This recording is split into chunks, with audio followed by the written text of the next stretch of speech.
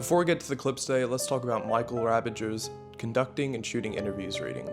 One of the big things that stood out to me in this reading was the idea of voice overlaps, where one voice would kind of overlap the other and the questions and answers would kind of overlap.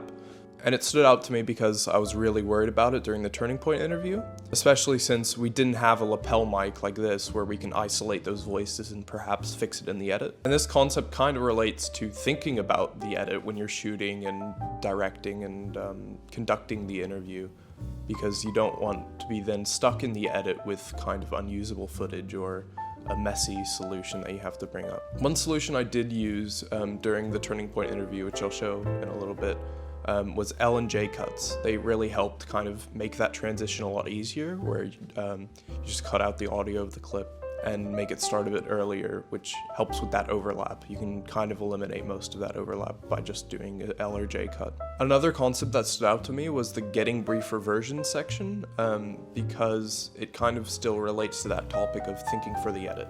Because our interview portrait down the line is only 2 minutes, we have to kind of keep all the interesting tangents out of the way and get to the real story. So we have to keep it very, very concise.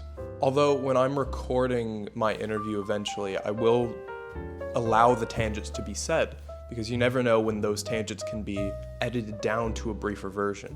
Or better yet, I can let the interviewee spiel this whole tangent, but then at the end ask them to summarize what they said and then use that summary, along with maybe a bit from the tangent, but getting that kind of concise information in one short burst is perfect, I think, for an interview. Alright, those were a few interesting things about the readings. On to the clips. Hi, can you please introduce yourself? My name is Addison Law. I'm 19 years old. I live in Sandringham and I currently go to RMIT. So first we're going to start off with the Turning Point interview. A really important thing I learned was the importance of flow between question and answer. Not only do the questions have to lead on depending on previous answers, but they also have to be conversational, so that it doesn't feel too much like an interrogation, as ours may have ended up being.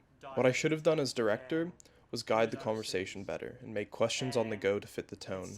Another important thing I learned was how B-roll relates to the material in the interview, and how the setting needs to support all of this to make a cohesive interview narrative. By having a theme that should correspond to the interview topic, the audience should have a greater comprehension of every element presented as they follow a coherent through line.